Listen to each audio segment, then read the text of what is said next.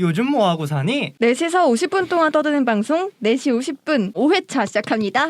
와. 네, 이번 주부터 약간 포맷을 조금 바꿔서 오. 한 주제로 3시서 4시서 얘기하는 게 아니라 한 명이 진짜 얘기하고 싶은 주제를 가지고 와서 이제 그거에 대해서 다 같이 얘기해보는 그런 시간을 갖도록 하기로 했어요. 이제 강준구 님이 준비해 오신 주제인데요. 어떤 건가요? 소개해 주시죠. 네, 저는 요즘 들어서 많이 생각하고 있는 주제이기도 한데요. 네. 제목을 이렇게 한번 붙여봤습니다. 유튜브 킬드 더 비디오 스타. 유튜브 그- 킬더의 비디오 스타 그거군요. 그렇습니다. 네, 이 노래 좋죠. 1906년에 이제 라디오 방송이 이제 최초로 시작이 됩니다.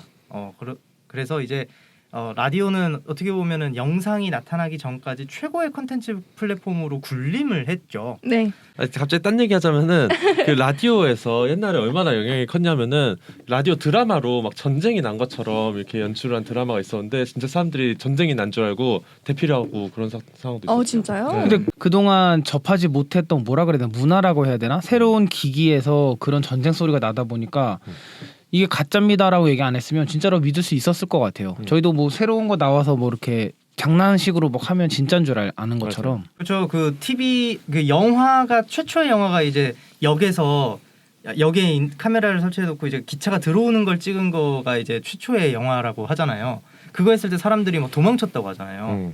근데 왜 도망가요? 그러니까 진짜 나한테 그러니까 다가온 줄 진짜 알고. 기차가 오는 줄 알고. 영상에서 이렇게 기차가 오니까. 아 저희가 3D 처음 봤을 때 막 이렇게 잡는 거 네. 그런 거 느낌인 느낌이군요. 거죠. 네. 그다음에 70년이 지난 1979년에 바로 이 노래 비디오 킬 더 라디오 스타가 발매가 됩니다. 그 이유는 그때 당시에 이제 컬러 TV가 이제 보급화되고 일상에서 빼놓을 수 없는 이제 플랫폼이 되었기 때문에 이런 노래가 나오기 시작한 건데요. 이 노래가 나온 2년 뒤인 1981년 8월 1일 0시 1분에 아주 역사적인 방송이 하나 나오게 됩니다. 신사숙녀 여러분, 락앤롤이라는 힘찬 목소리와 함께 우주왕복선 발사 장면이 뉴저지 북부 가정집들의 텔레비전에 동시에 방송이 되었는데요. 이것이 바로 MTV 시대의 막을 여는 소리였던 거죠. 화면이었던 거고요. 그래서 이 MTV라는 게 굉장히 어떻게 보면은 뭐 채널 하나 생긴 거 아니냐라고 생각을 하실 수도 있는데 진짜 이게 이 음악 산업과 TV의 그런 산업을 굉장히 획기적으로 바꿔놓은 사건이라고 생각이 들거든요. 그 음악이라는 건 사실상 어떻게 보면 오디오 매체이기 때문에 그 전까지는 라디오 위주로 홍보를 해왔었고, 예, 이거 미국 기준입니다. 예. 물론 우리나라도 뭐 마찬가지긴 하지만 이제 라디오 위주로 이제 방송이 되고 거기서 홍보를 하는 것이 주된 거였다면 이제 MTV와 함께 뮤직비디오 시대가 본격적으로 열리게 되고요. 그리고 뮤직비디오뿐만 아니라 이제 공연 자체를 찍어서 방영하는 이런 퍼포먼스적인 가수들이 더 많이 인기를 끌게 되는 사건이 바로 MTV의 출연이라는 거죠. 네, 그래서 마이클 잭슨, 마돈나 이런 스타들이 라디오송 목소리로만 존재하는 라디오 스타가 아닌 비디오를 통해 시대의 아이콘이 되었고 점차 라디오는 이후 저물게 되는 그런 시대가 됩니다. 그런데 이제 2011년 단순 비교는 조금 어렵습니다만 이제 뮤직비디오 콘텐츠와 관련해서 이제 MTV는 1240만 명의 시청자를 기록했는데 이때 유튜브는 1조 회 이상의 조회수가 기록이 됐다고 해요. 그게 이제 뮤직비디오 콘텐츠를 총 망라했을 때를 얘기하는 건가요? 그렇죠. 아, 그렇죠. 네. 유튜브에 1조의 조회수가 나온 게 없지 않나 싶어요. 거의 그러니까 천 배? 모든 2011년의 모든 뮤직비디오, 네. 세계 모든 뮤직비디오, MTV도 마찬가지고요. 이제 MTV의 하루 이용자 수치는 유튜브의 절반도 안 되는 수치가 되는 게 2011년 기록입니다. 그래서 1979년 비디오 킬 더 라디오 스타였다면 저는 이제 2020년 유튜브 킬 더 비디오 스타라고 해도 과언이 아닐 것 같다라는 생각이 하는데요. 물론 유튜브도 비디오 아니냐라고 말씀하시는 수 있는데 저는 여기서 비디오는 하나 뭐 TV 콘텐츠, 뭐 케이블 콘텐츠, 인터넷을 통하지 않은 그런 영상 매체, 뭐 영화라든지 뭐 이런 것들을 좀 비디오라고 표현을 하겠고요. 인터넷을 통한 스트리밍이나 유튜브 컨텐츠 이런 것들을 그냥 유튜브라고 오늘 방송에서는 표현을 하겠습니다. 자, 그래서 오늘 뭐 많은 이게 PD 분들하고 이렇게 좀 이야기를 나누고 싶은 게 이제 TV는 진짜 끝일까? 좀 토론을 한번 좀 이야기를 한번 나눠보고 싶어요. 저는 끝이라는 단어는 쉽게 쓰기 어려운 단어. 끝났나라고 했을 때 악당이 막 이렇게 일어나듯이 아하. 뭔가 이게 끝이라는 단어는 쓰기 굉장히 어렵다. 네. 코로나 끝났나 했을 때 이제 막 우리가 또 막 올라갔듯이 아하. 이렇게 이제 끝이라고 표현하기 좀 어렵고 뭐 어떻게 생각하시나요, 중구님은? 그러니까 끝이라고 생각하는 걸로 단정인가요?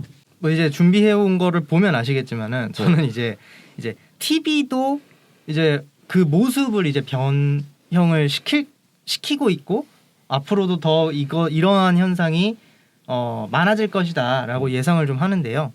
이제 뭐 예전에 마리텔도 있었고 또 요즘 또 인기리에 방영되고 있는 백파더 이제 요리를 멈추지 마 요 프로그램들도 그렇고 창의위원이 또 저희 준비할 때 얘기했었던 뭐 채널 15야라든지 그 박명수, 활명수 요 방송도 마찬가지고 대부분의 컨텐츠들이 TV에 송출하기 전에 혹은 동시에 이 유튜브나 이런 스트리밍 서비스를 같이 이제 릴리즈를 하는 형식으로 바뀌어가고 있고 이것이 오히려 더 TV의 시청률보다 높은 컨텐츠들이 많아지고 있는 그런 시대가 오고 있다. 그래서 이것이 동시에 진행되는 컨텐츠들이 앞으로 더 많아질 것이다. 이렇게 저는 전망을 하고 있어요. 야, 저는 그 아까도 이제 끝이 나기 굉장히 어렵다고 생각하는 게 결국에는 우리가 돈을 벌고자 콘텐츠를 만드는 게 이제 회사의 논리인데 그렇죠. 그 돈의 흐름이 이제 축이 어디로 이제 이동이 딱 됐다라고 했을 때 이게 이제 더 이상 이제 돈벌이가 안 되고 가성비가 안 나온다라고 했을 때 끝났다고 이제 어느 정도 선언할 수가 있는데 아직까지는 그 TV 쪽에 먼저 광고가 뿌려지고 뭔가 디지털은 옵션처럼 받아들여지는 경우가 많아갖고 진짜 뭔가 영세한 광고주들 그런 사람들은 디지털에 먼저 이제 컨택을 해오는 경우들이 많은데 진짜 돈이 되는 큰 광고주들은 먼저 그 TV부터 한번 두들긴 다음에 TV 이거 들어오는 김에 그럼 디지털도 같이 껴드릴 테니까 조금만 더 쓰세요. 약간 이런 식으로 이제 들어오는 경우가 훨씬 그렇죠. 더 많고 아직까지는 그게 이제 방송사의 주된 수입원이라고 알고 있거든요. 개수는 훨씬 더 다양하더라도 자본의 규모가 남다르다는 거죠. 네. 그러니까 그래서 우린 TV가 아직은 더 주력인 걸로 보인다. 네, 그렇죠. 그러니까 영업을 하는 사람들의 입장에서도 TV 컨텐츠는 딱 누구 나오고 시청률 어느 정도 나옵니다. 뭐 몇 시간짜리 광고라서 그러니까 몇 시간짜리 프로그램에서 이게 광고 몇 개 붙일 수 있어서 이 타이밍에 우리가 편성이 될 예정입니다 하고 했을 때 되게 셀링이 빠른데 이 유튜브라든지 디지털 콘텐츠는 이제 광고 셀링을 할 때 이게 PPL로 들어오실래요? 아니면 뭐 브랜디드로 들어오실래요? 뭐 우리가 어느 정도 녹여드릴 수 있고 이게 뭐 몇 분짜리 콘텐츠가 있고 우리가 구독자가 몇 명이고 이게 설명이 아직 너무 많아요. 그래서 디지털이 광고주들한테 아직은 쉽게 와닿지 않는 시대인 것 같은데 이게 또 시간이 아주 많이 흐르면 어떻게 바뀔지는 모르지만 저는 아직 끝나진 않았다. 그러니까 일단 결론부터 얘기하자면 사실, 이런 연유로.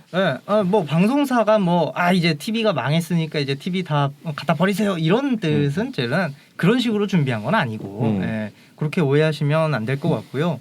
당연히 뭐 MBC, 뭐 KBS, 뭐 SBS, TVN, CJ 그룹사에 있는 그 방송사들 이런 방송사들은 이제 공룡이기 때문에 예전에는 공룡 기업은 방향을 틀기 어렵다 이런 식으로 설명을 하지만 요즘은 달라요. 휙휙 바뀝니다. 돈이 더 많으니까요. 특히나 이런 미디어나 아니면 컨텐츠에 관련된 사업들은 그럴 수 있는 힘이 더 자금력이 많을수록 가능하다고 생각이 들거든요. 그래서 저는 맞는 말씀이고 TV가 당장에 이렇게 이제 TV 절대로 안 만들고 유튜브만 만들 거예요 이런 말씀이 아니라 제가 말씀드리고 싶었던 거는 이제 유튜브랑 결을 같이 하는 느낌의 그런 뭐라고 그럴까요? 기획이 많아질 것이고 그렇게 해야지 앞으로의 10대 20대들에게 더 먹히는 컨텐츠들이 더 많아질 것이다 라고 생각이 들거든요. 저는 또 이 질문에 대해서 답이 앞에 말씀하셨던 그 라디오 킬더 비디오 킬 더 라디오 스타에 있다고 생각을 해요. 왜냐면 아직도 라디오가 그렇게 많이 죽었다 이런 느낌을 죽긴 했지만 그게 죽었다는 게 정말 디 엔드가 아니라 계속 꾸준히 이어지고는 있잖아요. 그래서 그런 의미에서 이 질문에 대한 답이 그 앞에 과거에서 찾을 수 있지 않나 이런 생각을 하는데 라디오 시대에도 TV가 새로 나왔지만 라디오다 그렇다고 아예 안 듣는 것도 아니고 이게 청취자층 이제 소비자 콘텐츠를 소비하는 그 계층이 조금 분배됐다고 생각을 하거든요.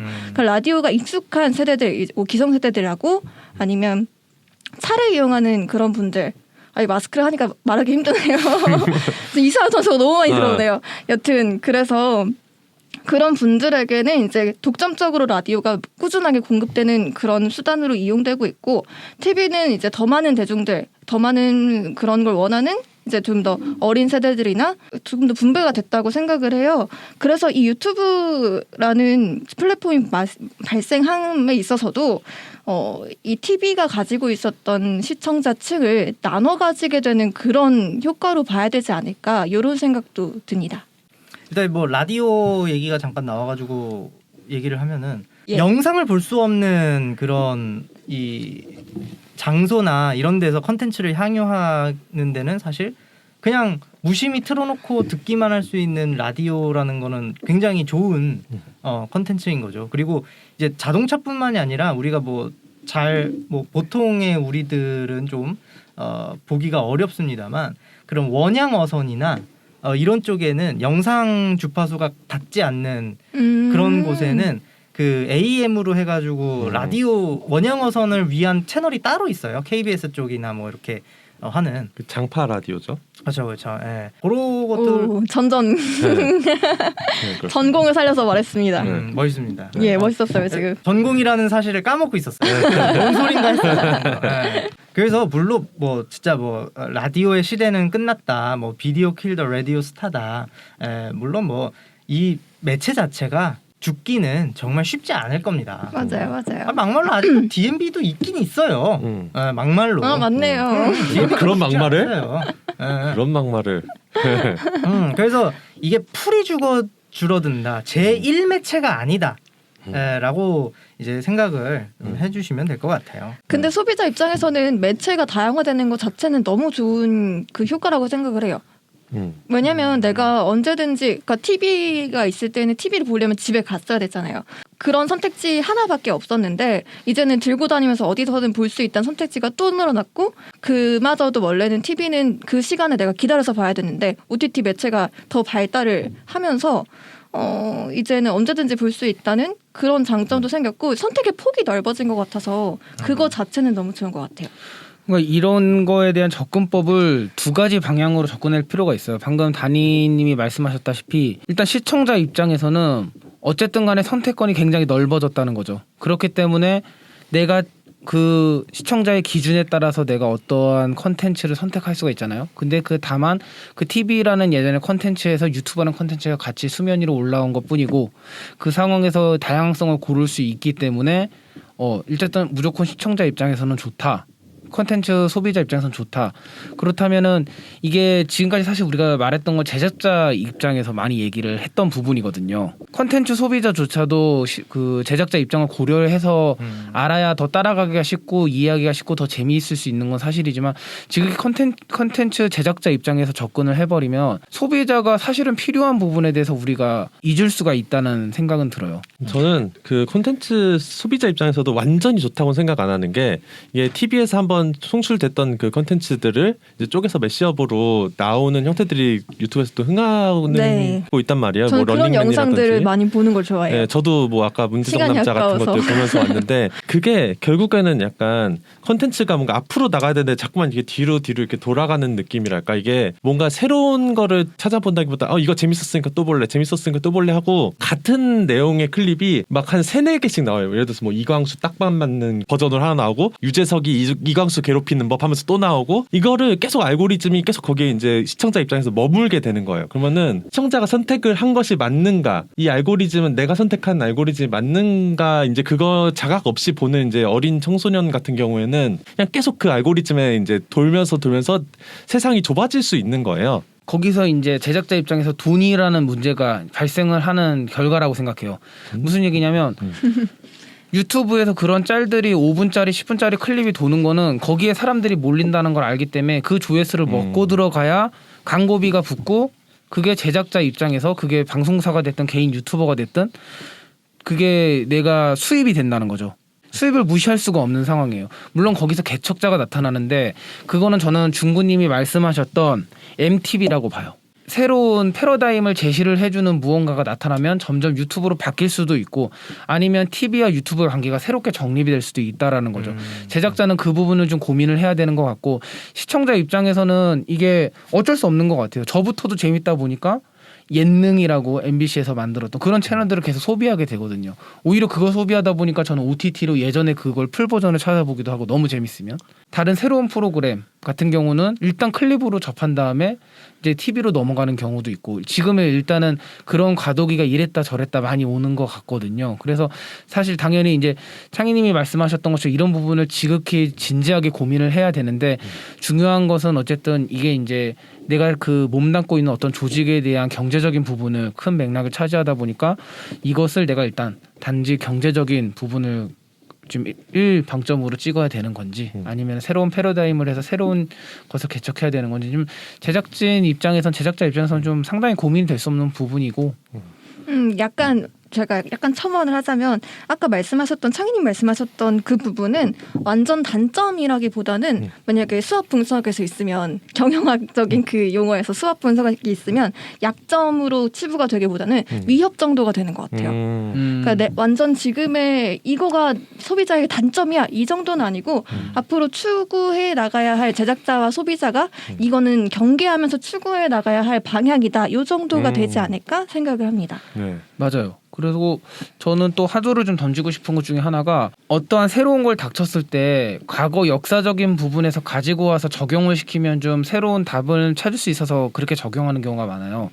다시 정리해서 무슨 얘기냐면, 라디오에서 TV를 바뀌었을 때와 TV에서 유튜브로 바뀌었을 때를 과연 동일하게 볼 수 있는가, 거기서 과연 교훈을 얻어서 새로운 돌파구를 찾을 수 있는가에 대한 고민을 한번 맞는지 고민을 해볼 필요가 있는 것 같아요. 저도 요새 이 고민을 되게 많이 하는데, 유튜브 킬 더 비디오 스타라는 그 이 어떻게 보면 어구에 대한 것도 되게 많이 들어보면서 그런 생각 많이 했는데, 되게 전 개인적으로 다른 점이 하나 있다고 생각을 하는 게 무슨 얘기냐면, 사람을 이끌어낼 때 가장 중요한 쉬운 방법 중에 하나가 오감을 이용하는 방법이라 하더라고요. 라디오에서 TV로 넘어갔을 때는 우리 오감 중에 하나인 시각을 가지고 올 수가 있어요. 근데 TV에서 유튜브 혹은 디지털 콘텐츠 넘어갔을 때 과연 오감이 추가된 게 있는가? 개인적으로는 없다고 생각해요. 다만 가장 큰 점은 선택권이 늘어난 거거든요. 그러니까 인지를 더 하나 할 수 있다라는 거죠. 그러니까 이 부분에서 물론 이제 제가 뭐 이게 달랐으니까 틀려 이렇게 접근하는 건 아니고, 그런 부분에서 과연 우리가 또 새롭게 생각을 해야 되지 않나, 과거에서 이렇게 단지 넘어왔을 때. 왜냐하면은 이런 얘기를 하다 보면 전 잘못된 논의라고 절대 생각은 안 하지만, 라디오는 아직까지 소비층이 있다라고 접근을 하는 경우가 있거든요. 그게 왜 그러냐면 청각만 사용할 수 있는 사람들이 있기 때문에 라디오가 살아남는 거거든요. 그런데 TV도 그럼 그런 사람들이 있을 거야라는 접근법은 개인적으로 TV의 제작자들이나 TV 프로그램에 전혀 도움이 된다고 생각하지 않아요. 왜냐하면 유튜브는 오감을 똑같이 사용하거든요, TV랑. 저는 그런 기준에서 봤을 때는 유튜브가 비디오를 킬하는 순간은 이 기계를 벗어나야 된다고 생각해요. 뭔가 진짜 그 맨날 얘기하듯이 렌즈나 뭐 이렇게 안경 같은 걸로 그냥 자연스럽게 이제 디스플레이가 되는, 고정돼 있는 위치가 고정돼 있는 그거를 벗어나는 그 순간이 딱 그 순간인 것 같아요. 그런 것도 있는 것 같아요. 그럼 감각의 제한이 풀어진 게 라디오에서 비디오로 넘어가는 순간이었는데, 이번에 유튜브로 넘어온 순간은 행동의 제약, 시간의 제약이 풀어진 거여서 그 제약을 풀어진 부분이 달라졌기 때문에 또 논의가 달라졌다고 생각하거든요. 그래서 만약에 창희님이 말씀하셨듯이 그 시간의 제약을 넘어서서 삶에 그냥 옆에 같이 있는 정도? 네, 물리적인 제약마저 풀어진다면 그때 가서 또 세대 변화가 이루어지지 않을까 생각을 합니다. 맞습니다. 미시적으로 봤을 때는 그게 되게 중요한 부분이에요. 왜냐하면 방금 얘기했듯이 DMB는 왜 사라졌는가를 고민해 보면 이게 강력한 되게 뭐라 그래야 되죠? 그 패러다임의 등장이라는 걸 알 수가 있는 거예요. 약간 민망한 게 제가 작년까지만 해도 DMB에 나가서 이제 방송을 했었거든요. 그래요. 예, 저희 아무도 안 봤겠지만 제가 DMB에서도 방송을 했었습니다. 아, 모르게 알게 모르게 많이 해. 아니 그거 있잖아요. 저희 교통 방송 하던 거기서 DMB를 송출했어요. 그게 계속 있었단 말이에요. DMB가. 맞아. 근데 DMB는 왜 지금 있는데도 모르고 관심도 없냐면 모르잖아요. 우리 TV랑 어머니가 많이 봐요. 아 죄송합니다. DMB를 해요? 제가 탈룰라 될 뻔했네요. 마찬가지로 그러니까 청각만 필요한 사람들이 라디오를 택하듯이 나중에 이제 집에서 나는 그냥 편하게 넓은 화면으로 보고 싶어라는 그 니즈가 나중에 TV를 유지시키는 뭔가의 그 요소가 되지 않을까요? 저는 지금도 그래요. 지금도 그래서 핸드폰으로 저 영상 잘 안 보고 그 미러링 해가지고 뭐 크롬캐스트나 뭐 이렇게 요즘은 TV 그 이제 플랫폼에서도 바로 넷플릭스 같은 거 연결되고 이렇게 되거든요. 유튜브도 되고. 근데 그래서 저도 무조건 그걸로 TV를 봐요. 저 이 얘기를 하고 싶은 게 사실 이런 게 유튜브 이전에 나오긴 했는데 우리가 관심이 없는 게 있어요. 뭐냐면은 BTV 등 올레 TV에서 제공을 해요. 맞아요. 셋톱박스로. 셋톱박스로 거기로 고르게끔 만들어줬거든요. 근데 왜 그건 유행을 안 하고 유튜브 와서 왜 이렇게 갑자기 선택이라는 게 강조가 되고 보느냐? 컨텐츠의 제약이 너무 심했던 거예요. 유튜브는 맞아요. 제약이 없어요. 물론 뭐 저작권이니 어쩌니 하면서 뭔가 이렇게 그런 것들이 생기지만 거기는 기업이 들어가 버려서 컨텐츠를 확보하다 보니까 그런 게 좀 아쉬운 거죠. 적절한 비교와 이해가 되실지 좀 모르겠지만 왓챠 넷플릭스의 비교랑 똑같은 것 같아요. 한국형 OTT 같은 경우는 너무나 뭔가 제약이 많아요. 넷플릭스 같은 경우는 3인팝, 4인팝부터 시작해서 뭔가 시청자가 손쉽게 적은 비용으로 다량의 콘텐츠를 접근할 수 있게 뭔가 열어주는 게 많거든요. 물론 규모의 경제나 다른 이유가 있는 건 알겠지만 여기선 그런 건 차치하고더라도 한국형 콘텐츠를 꼭 제공하는 거 보면 볼 게 없어요. 그러니까 돌려 말하면 BTV라든지 유플러스 같은 것들이 콘텐츠가 유튜브만큼의 뭔가 제 콘텐츠를 제공한다든지 넷플릭스만큼 올라간다면 티빙이라든지 웨이브 같은 것들이 통합이 된다 그러면은 이게 유튜브처럼 뭔가 새롭게 컨텐츠를 킬할 수 있는 새로운 접근 방식이 될 수 있고 오히려 선택에서 굉장히 넓어지는 유튜브가 아니라 새로운 단어가 나오겠죠. 이걸 포함한. 지금 석준님 말을 들으면서 또 생각이 드는 게 이게 뭐 아까 말씀드렸던 감각의 제한을 풀어냈다 뭐 물리적 제한이 뭐 어쩌고저쩌고 그런 얘기 했잖아요. 근데 또 새로운 제한을 풀어냈던 게 생긴 것 같아요. 왜냐하면 전에는 콘텐츠를 만드는 게 기업 위주로 많이 이루어졌고 뭐 끽해봐야 개인이 참여할 수 있는 거는 전에 뭐였죠? 그 인터넷으로 막 영상 찍어서 만드는 UCC 정도였는데 유튜브가 생기면서 이제 개인이 제작자가 될 수 있는 그런 환경이 넓어졌다는 그게 제일 가장 큰 의의가 아닌가 싶어요. 이걸 약간 광고하고 있었던 것 같아요. 그래서 이제 그 개인들이 만들어 놓은 오히려 그 개인에서부터 변화가 시작됐다고 생각하고 거기에 이제 기업들이 판을 들어가게 된 거죠. 참여하게 된 것 같다는 생각도 드네요.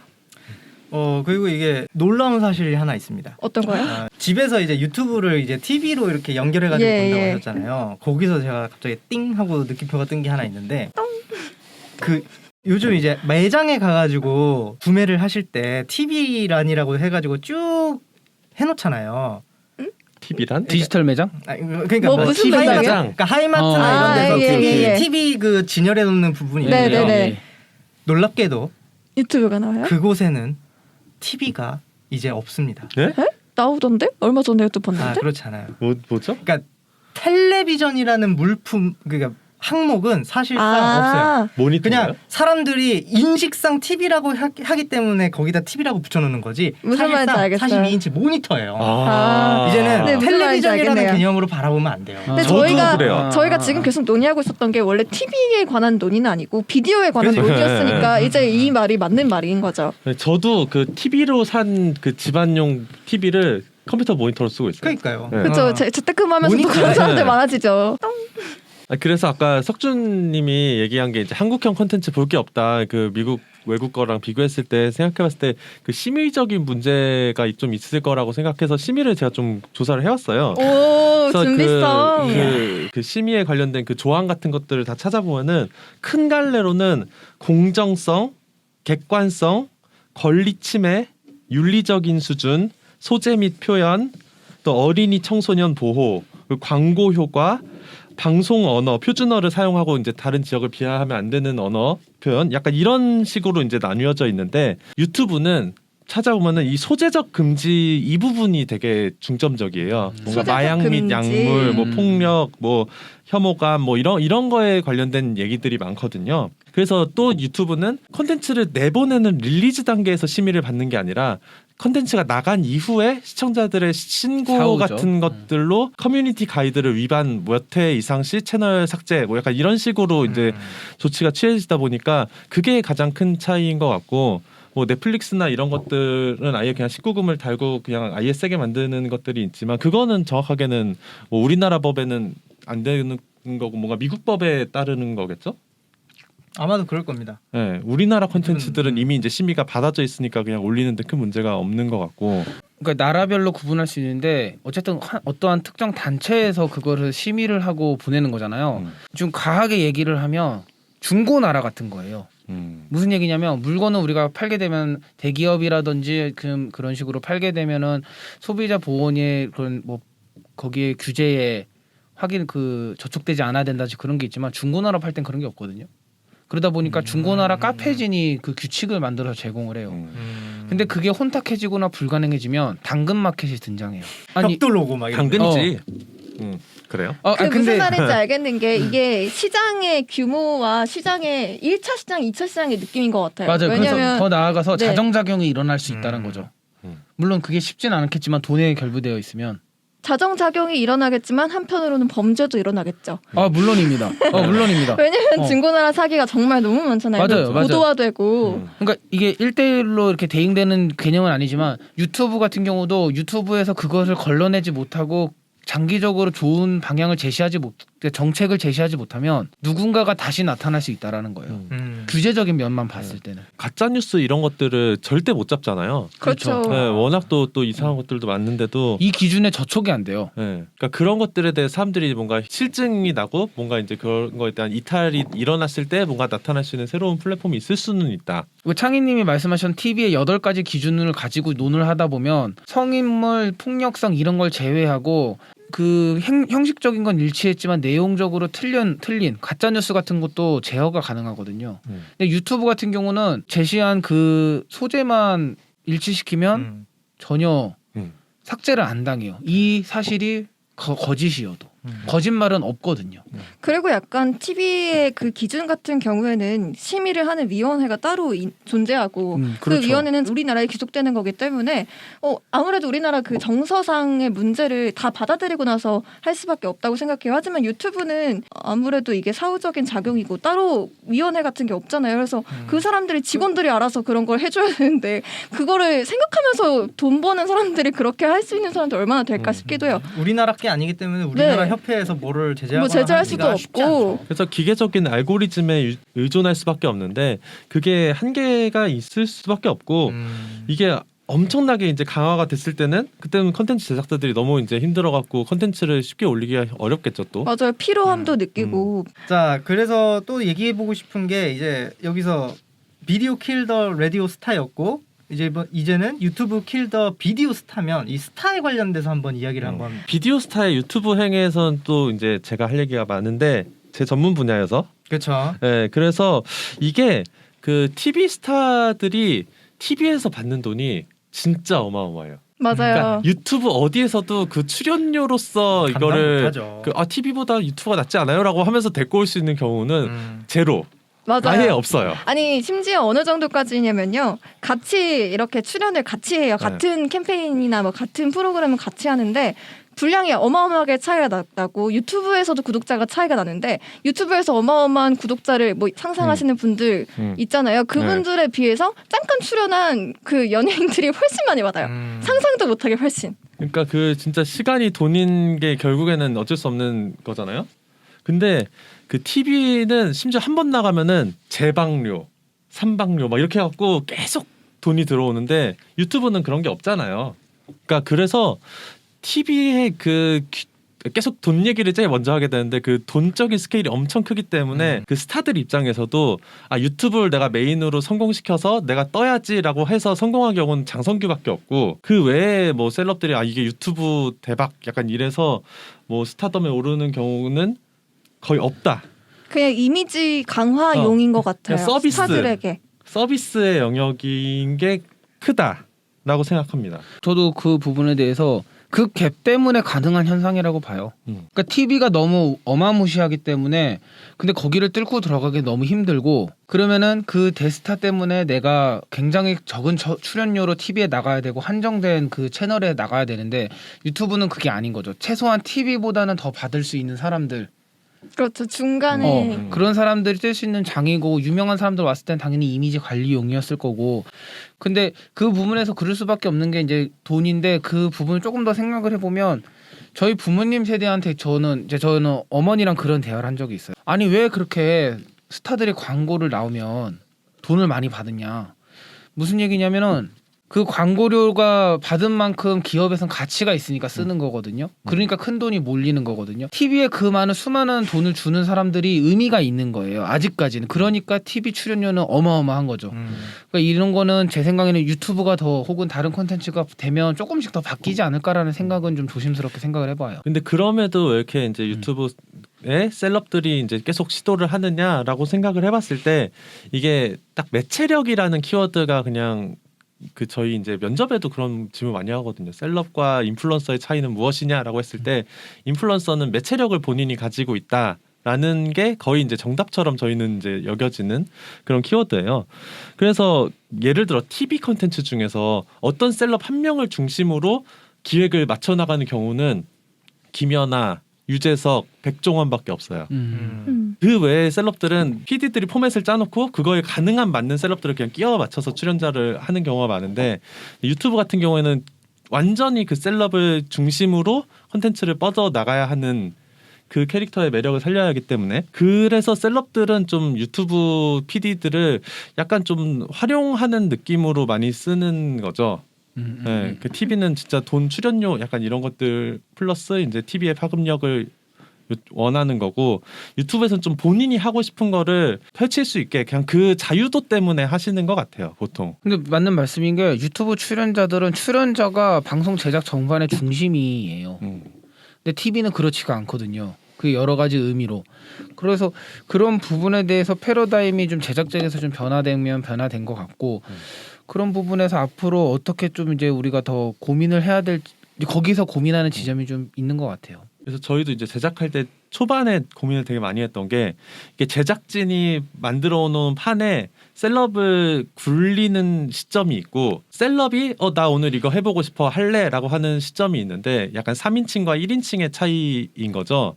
근데 그 차이를 생각해 봤을 때 전자는 좀 TV 쪽에 가깝고 후자가 좀 유튜브 쪽에 가까운데 유튜브에서는 확실히 후자가 더 잘 먹혀요. 맞아요. 그러니까 내가 하고 싶어서 하는 그 자연스러움이 사람들이 원하는 거지 막 제작진이 아무리 재밌는 판을 깔아놔도 제3자로서 참여하는 출연자가 되면은 그때 바로 이제 이거 너무 TV 깔아다 하면서 사람들이 잘 안 봐주는 그게 생기더라고요. 특히나 이제 팬덤에 좀 영향을 많이 받는 출연자 혹은 이 유튜버의 경우에는 전자 쪽으로 유튜브 기획을 해버리면 조회수가 거의 반토막 나는 수준의 현상이 많이 나타나거든요. 네. 그러니까 제작자가 있음에도 그걸 잘 숨기면서 맞아요. 녹여야 되는 거죠. 조금 다른 결일 수 있는데 제가 여기서 책을 한 권 소개해드리면 요새 유명한 책 중에 하나인데 유튜브는 과연 책을 집어삼킬 수 있을 것인가라는 책이 있어요. 그거 한번 읽어보시는 걸 추천을 드리는데 되게 철학적인 질문이네요 이거. 네. 근데 근데 거기 의미가 있는 것 같아요. 네, 그거 한번 꼭 읽어보셔요. 보셨으면 좋겠어요. 특히 이런 콘텐츠 제작 있으면. 이 정도로 유 PD님이 추천하시는 책인 거면 책이 지금 유튜브를 잡아먹은 거 아닙니까? 전혀 아니에요. 결과는. 근데 그 중에 한 가지만 얘기를 하고 싶은데 거기서 나오는 그 옳은 삶과 좋은 삶이라는 개념이 등장해요. 그 책에 옳다 그리고 좋다. 근데 유튜브가 생기면서 정보가 많아지면서 사람들은 옳은 삶보다는 좋은 삶 쪽으로 많이 선택을 한다는 거예요. 무슨 얘기냐면 예전에 옳은 삶이라는 거는 정의롭고 사회 그 지향적이고 그리고 전체 이득을 득하는 쪽으로 방향이 간다면 좋은 삶이라는 것은 나쁜 의미 쪽이 아닌 이기적인 게 아닌 개인의 그런 풍요로운 삶을 위주로 간다라고 이제 정리가 되는 거죠.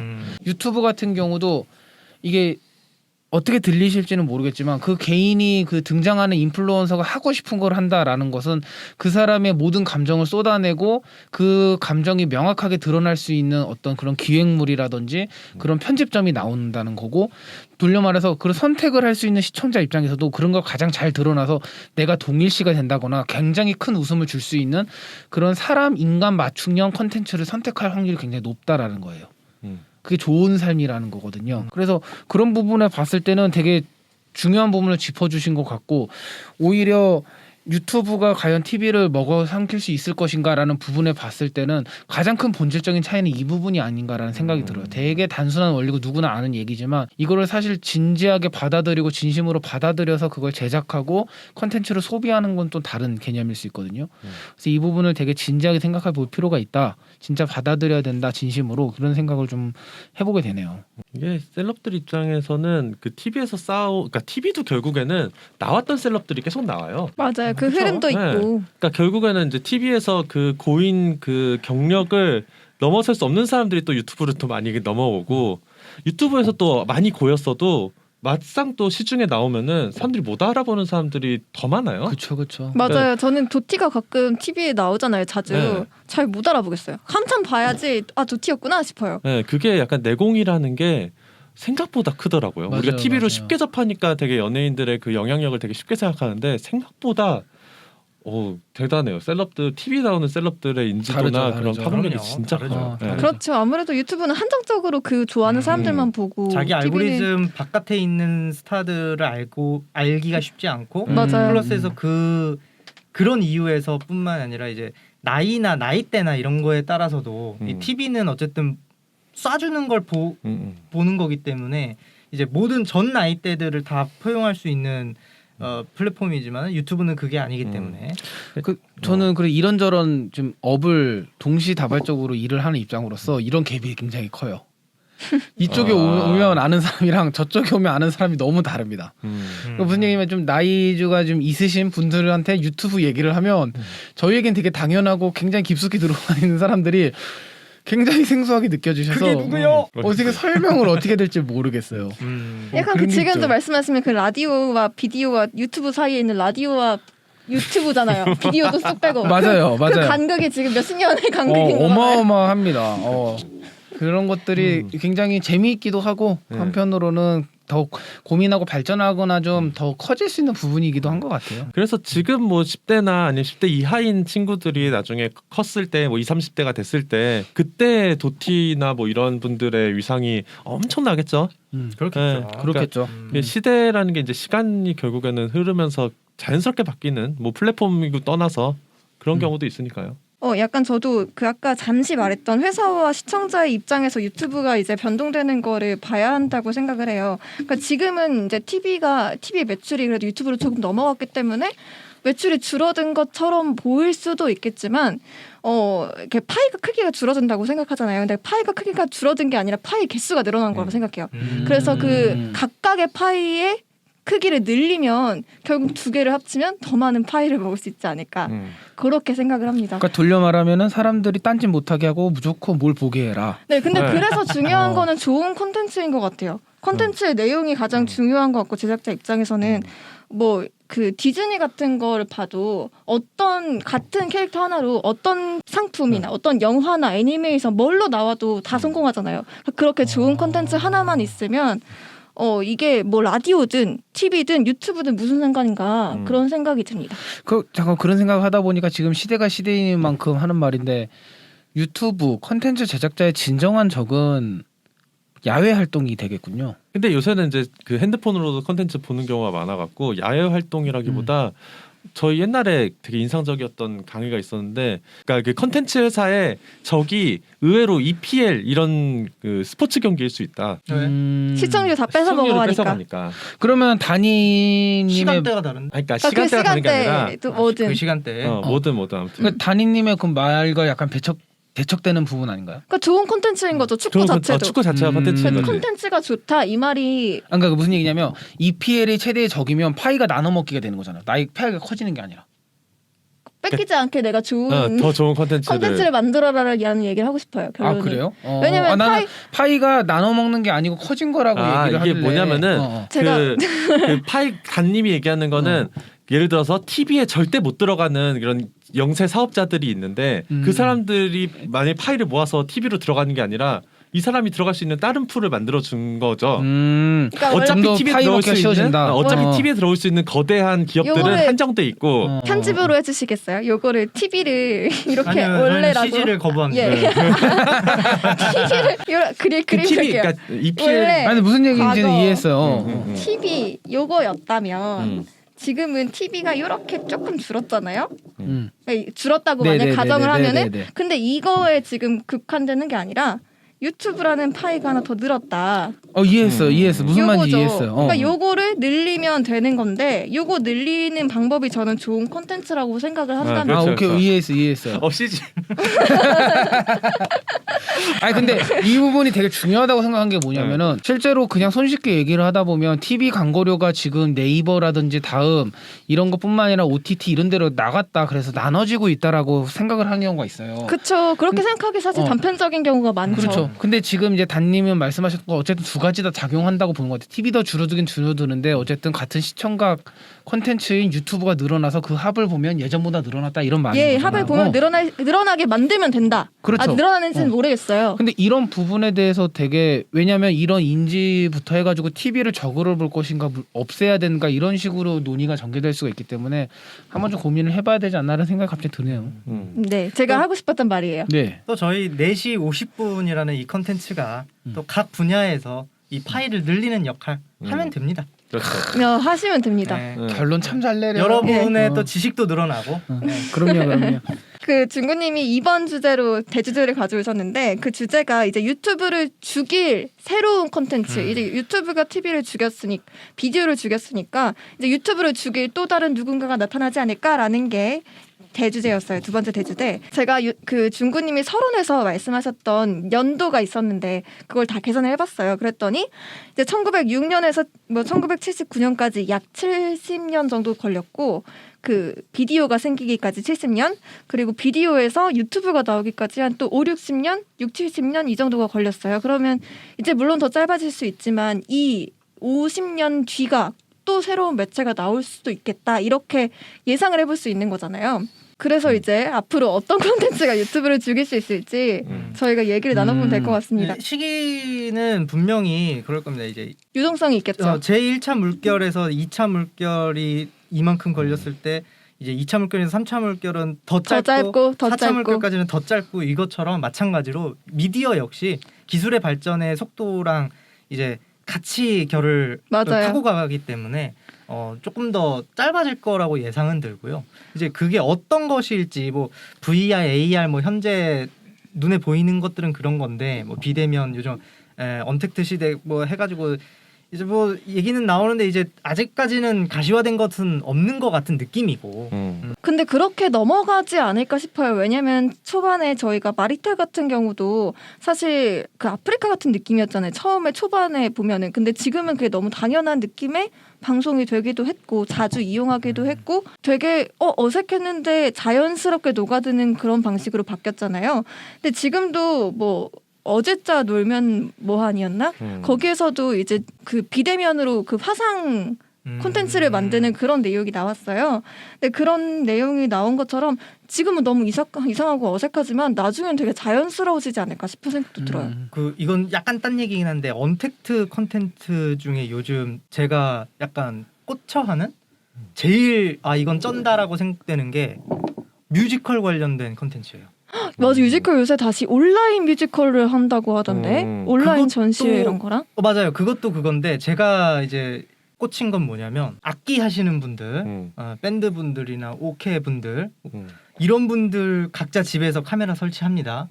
배우분들 각자 설치해요. 감독하고 이제 음악 감독님 각자 설치해서 지휘해요. 이게 동시에 합쳐져 가지고 사람들한테 소리와 화면이 펼쳐져요. 와 물론 이제 그 연기 이게 전체 이제 1시간 뭐 2시간짜리 극을 쭉 진행할 수는 없죠. 당연히 언택트이기 때문에 합도 안 맞고 그냥 넘버 하나하나를 그런 식으로 해서 보여주는데 그게 어떻게 보면은 진짜 요즘 시대를 상징하는 그런 모습이 아닌가라는 생각이 공연 쪽에서는 그런 생각이 딱 들더라고요. 저는 그런 시도를 하는 연출자들, 제작자들이 다 너무 대단한 것 같아요. 이것도 이제 발생된 지 얼마 되지 않았는데 빠르게 대처한 거잖아요. 대단한 것 같아요. 근데 저는 충분히 이거는 그 꼭 코로나 시국이 아니더라도 가능하다고 보는 게 페이스북 창업자 마크 주커버그가 발표한 건데 몇 년 됐어요. 그 AR 미팅 같은 건데 저희가 생각하기 쉬운 거예요. 뭐냐면은 그냥 그 VR을 쓰면은 그 방을 만든 사람한테 거기 그 가상 공간에 초대가 돼요. 그래가지고 VR 챗인가요? 그렇죠. 그래서 이렇게 그냥 단순히 쓰는 게 아니라 이렇게 둘러볼 수도 있고 배경을 바꿀 수도 있는 거죠. 자기 집을 할 수도 있고. 미니홈핀에 그렇죠. 싸이얼 맞아요. 딱 그 느낌이 들어요. 그리고 뭐 자기가 어떤 사람이 자기가 보여주고 싶은 영상이 있어. 그럼 영상 링크가 떠면 이렇게 같이 볼 수가 있는 거예요. 그 VR 챗 앱에서 그거 컨텐츠 그렇죠. 재밌는 거 많아요. 네. 그래서 그런 것들이 지금 공연계에 적용하면 그대로 또 더 발전되면 할 수가 있는 부분이라고 생각을 하고 지금은 한 막만 할 수 있다지만 나중엔 2시간, 3시간 것도 충분히 가능하지 않을까. 기술 심지어 보는 것도 자기가 원하는 자리에서 볼 수 있지 않을까. 한가운데서 볼 수도 있고요. 바로 앞에서 볼 수도 있고 주인공 맞은편에서도 볼 수 있지 않을까. 요즘도 그런 비슷한 건 있잖아요. 그 AR 그건 AR이죠. AR 그런 무대 같은 걸로 많이 영상이 올라오잖아요. 그러면 이제 무대 옆에서도 볼 수 있고 돌아가서 옆으로 360도 360도 VR 네. 카메라로 볼 수도 있고. 전 그 최근에 제일 인상 깊게 웃기게 봤던 트위터 글 중 하나가 온라인 전시회 글이었는데 나는 온라인 전시회 어떻게 보는지 몰라가지고 진공 청소기 뷰로 본다, 로봇 청소기 뷰로 본다, 바닥에 붙어서 이렇게 간다 요 글을 봤었는데 그런 느낌이지 않을까 싶어요. 이거 분명히 올 거였는데 코로나가 땡겨주는 거라고 생각해요. 있는 것 같아요. 근데 또 저는 그런 생각도 해요. 언택트에 관련된 컨텐츠는 그러니까 보편화 될 것이고 모두가 사용할 수 있는 거지만 이제 앞으로는 컨텐츠들은 확실히 더 고급화되고 비용이 많이 드는 분화가 될 것이다 네. 라는 생각도 조금 해봅니다. 저는 중구님이랑 이제 석준님 의견 단님 의견 다 통합해서 생각했을 때 딱 드는 키워드는 그냥 라이브 커머스라는 키워드가 굉장히 예. 들어오는 거였는데 그게 이제 언택트로 뭔가 물건을 팔고 결국에는 광고주가 있어야 이제 콘텐츠가 더 만들기가 편한 건데 광고주가 있을 수 있고 언택트로 뭔가 물건을 팔고 뭔가 리뷰도 제대로 되고 뭔가 이런 면에서 라이브 커머스 시장이 앞으로 코로나 시국이 길어질수록 더 빠르게 성장할 수 있는 가능성이 있는 그런 방향이라고 갑자기 생각이 또 드네요. 그래서 아무래도 그 말씀하셨던 이유 때문에 라이브 커머스 시장이 지금 모든 대기업, 그러니까 유통 기업들 되게 많잖아요. 유통 기업들뿐만 아니라 방송을 하는 기업들, 뭐 여타 기업들마저도 라이브 커머스 시장에 정말 집중을 많이 해서 쇼호스트라는 직업이나 뭐 그런 라이브 PD들 같은 직업들이 굉장히 성행을 하고 있어요.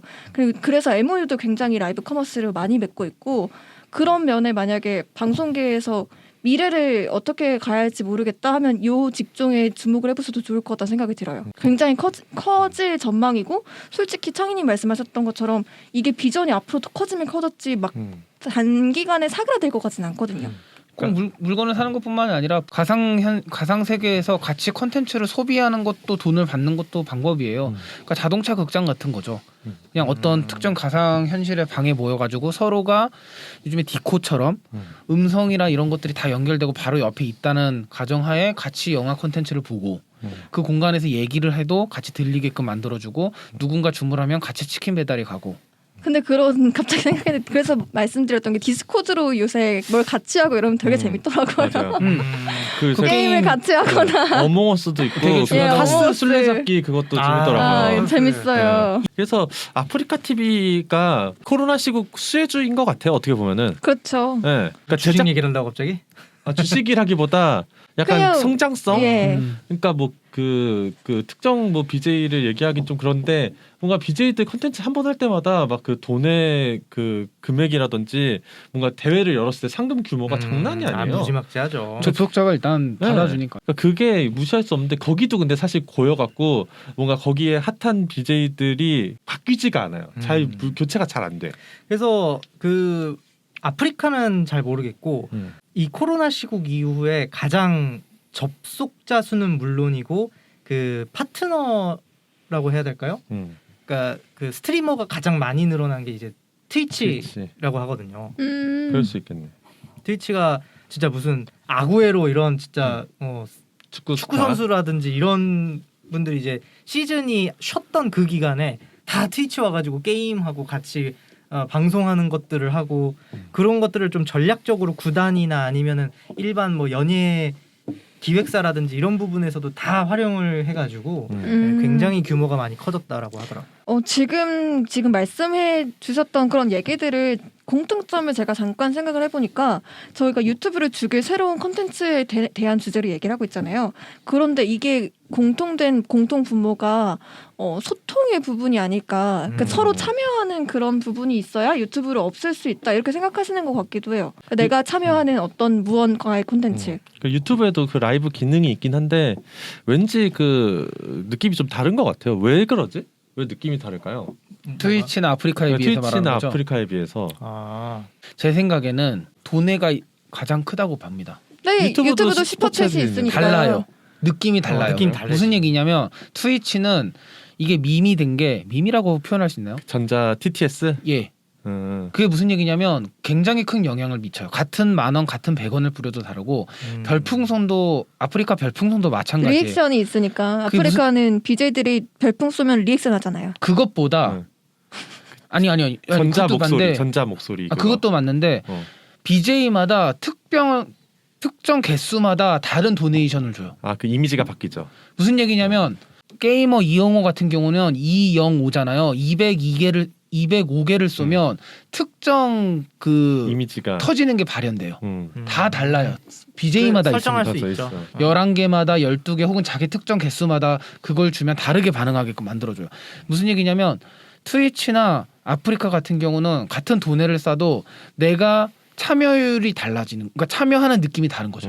유튜브는 그냥 단지 위에 상단에 이름 박히는 기부 게 느낌이 그냥 끝이고, 그러니까 유튜브는 그냥 내가 돈을 준다 이게 끝인데 여기는 참여하고 내가 이 사람한테 영향을 끼쳤다 이 느낌이 더 강한 것 좀 같긴 더 맞아요. 하네요. 프리미엄 맞아요. 소통이라는 느낌이 그렇지. 들긴 하죠. 맞아요. 우리가 이거는 이제 좀 비유가 적절할지 모르겠는데 CGV 갈래 메가박스 갈래 똑같은 조건에서 고르는 기준이 있잖아요. 그런 거 같은 거라고 봐요.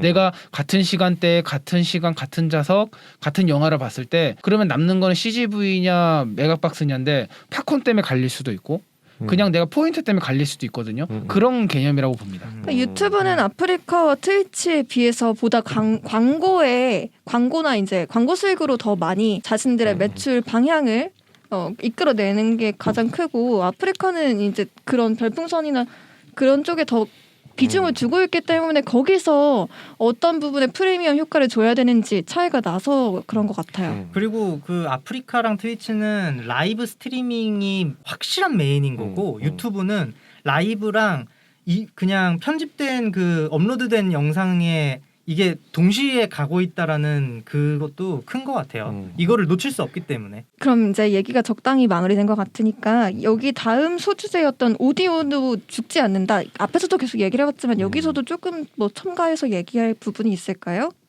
오디오가 죽지 않는다 하면서 스푼이나 지금 저희 듣고 계시는 뭐 팟빵이 될 수도 있고 오디오 클립이 될 수도 있고 이런 부분도 사실 오디오 콘텐츠거든요. 그래서 이런 플랫폼들이 다시 활발하게 생기는 이유 같은 거에서도 얘기를 나눠볼 수 있을 것 같아요. 그래요. 라디오에서 지금 활약하고 계시는 석준님. 미국의 조사의 하나에 따르면은 미국 사람들은 하루에 31시간 28분을 산대요. 어떻게 그럴 수가 있죠? 무슨 대단하다. 얘기냐면 부럽다. 7시간 28분이 멀티플레이를 하는 시간이란 소리예요. 그러니까 요거를 이제 시사하는 바가 뭐냐면 컨텐츠를 소비를 할 때 내가 특정 일을 했을 때 어떤 다른 일을 같이 할 수 있다라는 가중치를 둔다면은 미국 사람 기준에 그 조사의 기준에 7시간 28분 동안 멀티플레이가 가능한 컨텐츠를 소비한다는 소리예요. 팟캐스트를 듣는다든지 라디오를 그게 듣는다든지. 지금까지 가장 강력한 컨텐츠와 매체는 라디오라는 거죠. 동영상은 숏폼 컨텐츠로 많이 가는 추세거든요. 물론 긴 것 롱폼도 많이 찍어내지만, 근데 웃기게도 오디오는 반대로 롱폼을 많이 가요. 근데 제가 여기서 주목한 건 뭐냐면 오디오고 동영상이고 그게 다르다는 건 알겠는데 왜 이건 롱폼이건 숏폼이 맞다고 보는 거지? 무슨 얘기냐면 7시간 28분에 그 비밀이 있지 않나라는 생각이 들더라고요. 오디오는 그 멀티플레이 했을 때 소비를 되다 보니까 쇼폼이 오히려 번거로워요. 시작했을 때 이게 어떤 프로그램인지 내가 들어야 되고 집중하는 부분이 계속 생기거든요. 롱폼은 처음에만 집중해 놓으면 중간에 못 떴더라도 나중에 들어도 들리는 게 롱폼이잖아요. 오디오 콘텐츠. 그러니까 이런 걸 봤을 때는 오디오나 이런 게 다시 뜨는 게 오히려 우리 인생에 너무 각박해지고 바빠졌기 때문에 다시 뜨는 걸 수도 있겠다는 생각이 들어요. 나는 이것만 공부할 수가 없는 거예요. 그렇죠. 네. 그렇기 때문에 오디오 콘텐츠는 저 이제 한 발 나아가서 제 생각은 오디오는 정보 다량의 콘텐츠가 계속 득세할 것이다라고 하는 게 제 생각이에요. 맞아요. 이 사람들이 심지어 그 뭐 다른 일을 하면서 그 라디오도 듣고 동시에 게임 오토도 돌리고 그렇죠. 그 하고 동시에 하고 있는 일이 엄청 많은 시대가 앞으로, 그러니까 시청자의 생활 패턴을 앞으로 어떻게 될 건지 예측하는 거랑 똑같다고 생각해요. 저 예전에 창희님은 그냥 항상 하시는 얘기인데 전 강명 깊게 들은 것 중에 하나가 뭐냐면 옛날에 저희가 이제 모여서 얘기를 하는데 그때도 다니님이었나 그랬을 거예요. 그 라디오 스타 봤어라고 얘기를 하니까 창희님이 뭐라 그랬냐면 나 씻으면서 아침에 그거 틀어놓고 준비하고 보고 와서 봤어라고 하는 거예요. 근데 둘이 대화가 돼요. 근데 저는 너무 그게 다가왔던 게 뭐냐면 저는 그게 안 되거든요. 무슨 얘기냐면 그렇게 틀어놓으면 저는 그 내용이 뭔지를 모르겠더라고요. 근데 창희님은 그게 봐지나 봐요. 맞아. 그런 사람들 있어요. 그러니까 무슨 얘기냐면 그 멀티로 산다라는 게 그 사람마다 되게 다른데 그게 이게 영상이 되는 사람 있고 안 되는 사람 있잖아요. 근데 오디오는 웬만하면 다 된다는 거죠. 그게 굉장히 큰 강점인 것 같아요. 근데 저도 약간 그렇게 멀티플레이어를 하는 입장이긴 하거든요. 맨날 영상도 틀어놓고 TV 틀어놓고 TV에다 그렇게 띄워놓고 핸드폰으로 항상 딴짓을 하고 그러고 저는 틀어놓고 이 얘기를 들으면서 여기다 받아 적고 다른 사람한테 얘기하는 거 되게 좋아해요. 근데 그럼에도 불구하고 집중을 하고 싶은 때가 있어서 TV 같은 경우엔 돌려보기를 굉장히 많이 해요. 그러니까 대사 같은 걸 다시 보고 싶고 그래서 이게 시각적인 그 장면을 다시 보고 싶을 때가 많아서 돌려보는 게 되게 많은데 오디오는 그렇지가 않잖아요. 내 귀에 들렸던 게 끝이니까. 정리도 높죠. 다른 거에 비해서. 네, 그래서 오디오는 돌려듣지 않는데 TV는 돌려듣는 것 같아요. 집중력의 차이가 생겨서. 이걸 준비해온 중구님은 어떤 생각을 가지고 계신가요? 저는 아까 전에 석준 PD님이 했던 이야기랑 비슷한 결론을 사실 생각을 하고 있었어요. 제가 여기 오디오 네버 다이 하고 물음표를 쳤는데 저는 물음표를 빼고 싶다라는 게 제 생각이거든요. 사실은 오디오는 죽지 않을 거고 TV는 죽지 않을 거고 오늘 주제가 뭐 유튜브 킬 더 비디오 스타지만 비디오는 죽지 않을 것이고 유튜브도 유튜브 나름대로 계속 발전하고 진화할 것이다. 이게 저의 결론인데 이 컨텐츠 4시 50분이라는 컨텐츠를 유튜브도 하고 있고 오디오 컨텐츠로도 팟빵과 오디오 클립으로 하고 있잖아요. 그런 이유가 다 있다. 4시 50분을 따라오시면 들어라. 모든 해답이 컨텐츠에 대한 해답이 여기에 있습니다. 4시 50분을 들으면 도합 31시간의 인생을 사는 사람이 될 수 있습니다. 그렇지. 바로 이겁니다. 근데 이게 되게 중요한 부분이라고 봐요. 앞으로 콘텐츠가 워낙 다양하다 보니까 그 타겟팅하는 사람의 시간을 내가 어떻게 시간을 쓰게 해줄 것인가도 되게 중요하다고 봅니다. 같은 콘텐츠 정보를 풀어 나가더라도 집중을 하게끔 만드는 콘텐츠는 단독으로 싸워야 되는 콘텐츠랑 싸워야 돼요.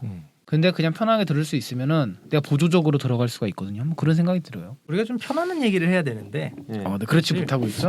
매주 어려운 이야기를 하는 것 같아. 이제까지 녹화 중에 전 제일 재밌었던 것 같은데요. 저도 재밌었어요. 얘기를 참여할 수 있는 게 많아가지고 오늘의 저희 공통된 생각은 유튜브 네버다이, 오디오 네버다이, 그리고 비디오도 네버다이일 거라. 4시 50분을 듣고 보시라. 오늘의 네, 주제. 오늘의 주제였습니다. 모르셨죠?